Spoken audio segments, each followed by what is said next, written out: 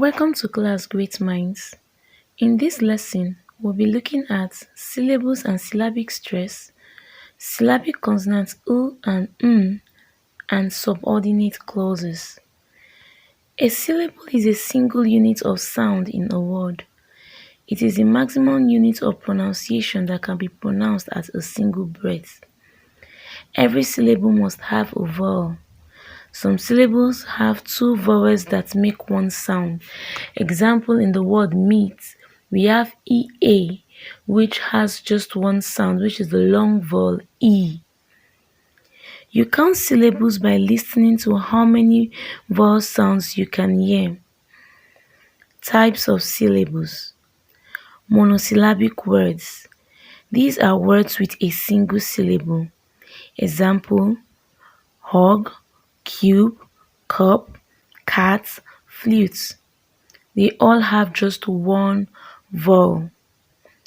Bisyllabic words, also known as disyllabic words, have two syllables.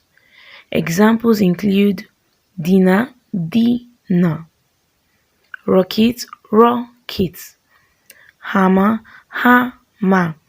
They contain just two syllables. Trisyllabic words. These are words with three syllables from the word tri, which means three. Example, we have kangaroo, kangaroo. We also have ladybird, submarine.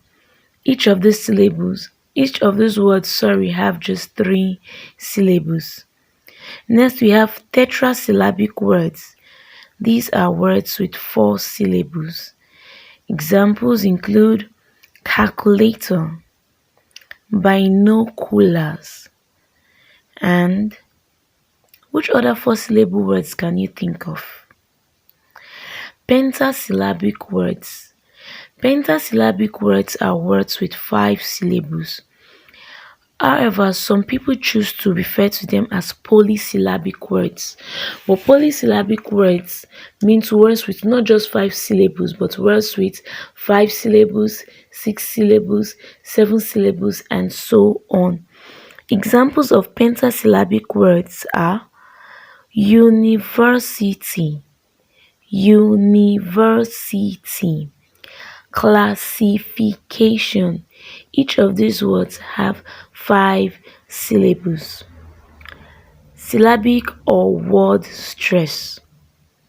You will agree with me that words with more than one syllable have word stress, and one syllable tends to be longer and louder than the other syllables in a word. In a word that contains more than one syllable, definitely there's one syllable that tends to be louder in terms of pronunciation. In the examples below, you will notice that a part of the word is written in capital letter, and that part of the word is the syllable that carries the stress and is pronounced louder and longer than the other syllables in the words. China, slender, revelation, committee. The stress syllables are written in capital letters and they are pronounced louder and longer than the others. Word stress is the emphasis given to a particular syllable in a word. Stress can be emphasized by increasing the loudness, the pitch, and also the vowel length. In English language, one syllable words that carry stress are known as content words. Content words are words that carry the basic meaning of a sentence. They are nouns, main verbs like eat, sleep, go, write, question words like what, when, where, why, adjectives, and adverbs. Unstressed one-syllable words are known as function words. Unlike content words, function words only show the grammatical relationship in sentences. They include conjunctions, preposition, your auxiliary verbs like may, have, do, especially when they are used with verb, pronouns, and articles. Also note that prefixes and suffixes are unstressed. In a word that contains a prefix or a suffix and the root word, or a prefix, root word and suffix, only the root word is stressed.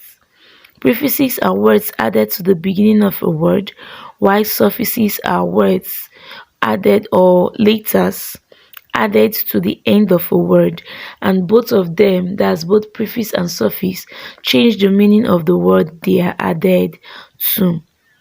There are certain words in English that can function as a noun, adjective, and also a verb, though they have different meanings. Can you think of examples of such words? Examples we have present, present. You will notice that the words that carry the stress on the first syllables are nouns or adjectives.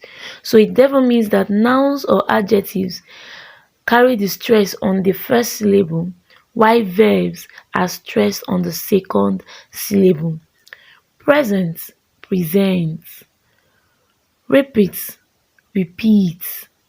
Increase, increase.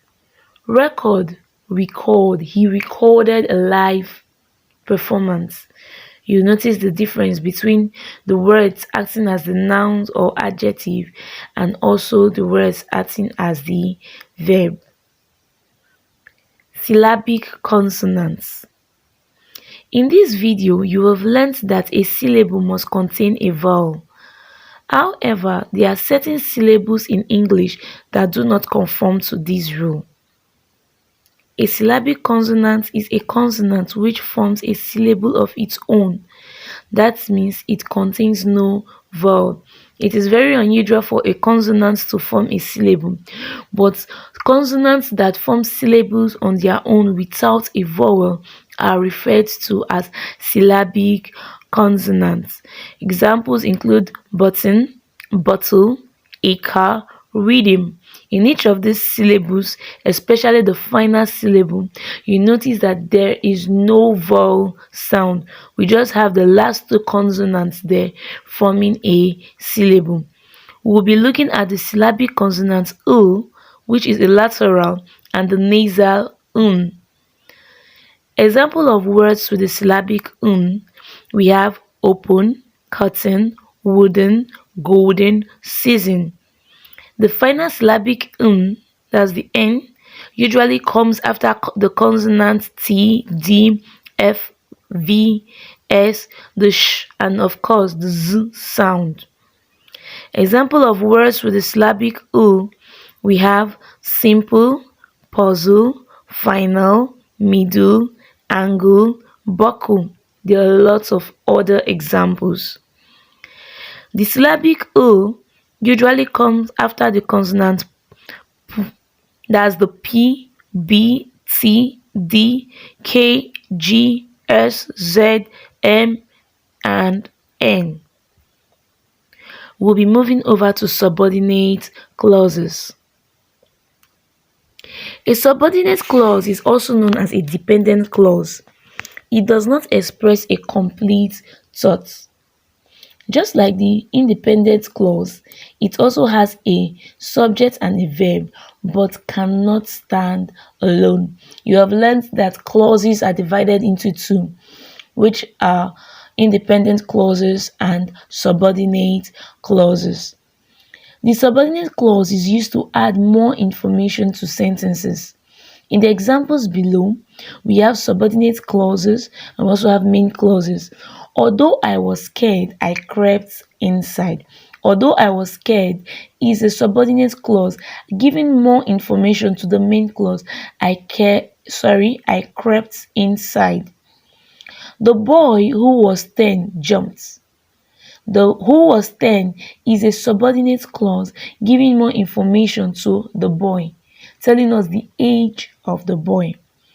Types of subordinate clauses are adjectival or relative clause, adverbial clause, and noun clause.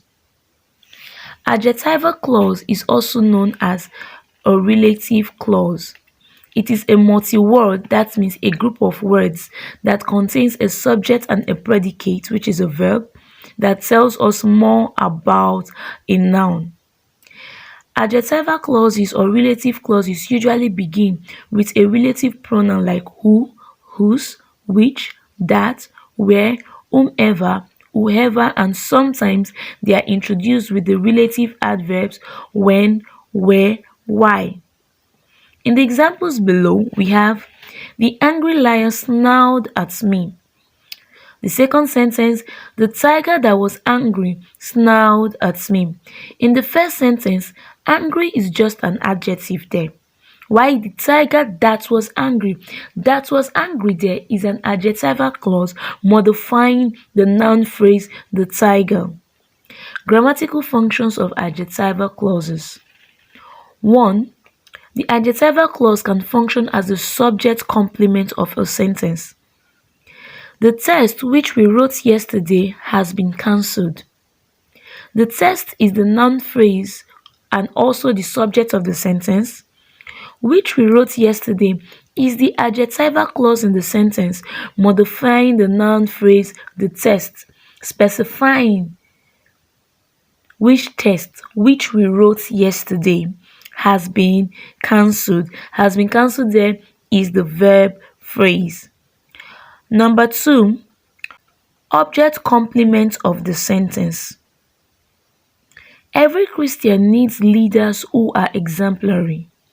Who are exemplary is the adjectival clause modifying the object leaders, acting as the object complement in the sentence. Noun clauses can also function as the complement of a prepositional phrase. He stayed in the hotel where the man was found dead. Where the man was found dead is an adjectival clause modifying the prepositional phrase in the hotel. We'll be moving over to adverbial clause. An adverbial clause is a group of words that function as an adverb. That means it can perform the same function as an adverb and contains a subject and a verb. Adverbial clauses are introduced with the relative adverbials like when, where, why. In the example, you have when the sun rises, we will escape. We will escape is the independent clause in the sentence, while when the sun rises is the adverbial clause. The relative adverb there is when. The sun is the subject of the relative clause, while rises is the verb used in the adverbial clause. Apart from using relative adverbs to introduce adverbial clauses can also be introduced by subordinating conjunctions that introduce them according to their types, like manner, time, frequency, condition, place. Adverbial clauses can tell us the following about the verb in a sentence. Reason for the action of the verb, the condition attached to the action of the verb, where and when the action of the verb happen. Grammatical functions of an adverbial clause. An adverbial clause can act as the modifier of the verb in the sentence. Blessing found the treasure where she sat down. Where she sat down is the adverbial clause modifying the verb found, showing us the place she found the treasure. An adverbial clause can also function as the modifier of the adjective. The professor was optimistic that he would win the award. That he would win the award is the adverbial clause in the sentence, modifying the adjective optimistic. Adverbial clauses also modify adverbs in a sentence. They performed better than they did last term. Than they did last term is modifying the adverb better, showing us comparison. The adverbial clause here, than they did last term, is showing us the comparison in their performance.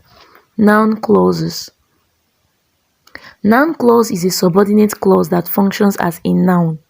Like other clauses, it can begin with a relative pronoun or a subordinate clause.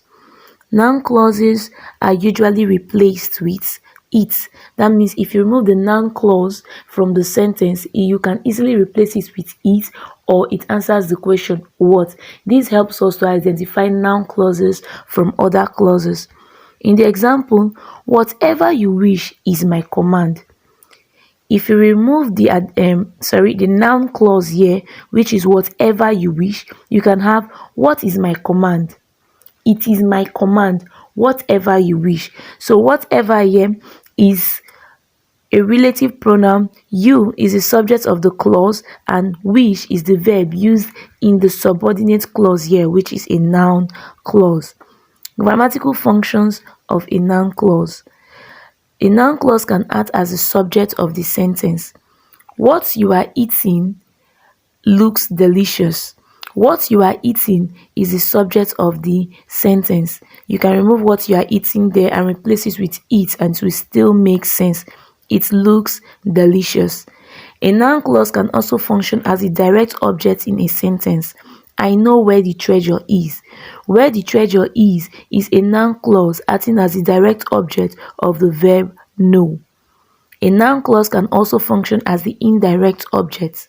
She gave what she left behind a last glance. What she left behind is the noun clause functioning as the indirect object in the sentence. A noun clause can also function as the subject complement. A good computer is what Glory needs. What Glory needs is the noun clause in the sentence functioning as the subject complement. Adjectival complement. I am certain that she is still alive. The noun clause in this sentence is that she is still alive, modifying the adjective certain. Thank you for watching this video. I'm sure you've learned a lot, and see you in the next class.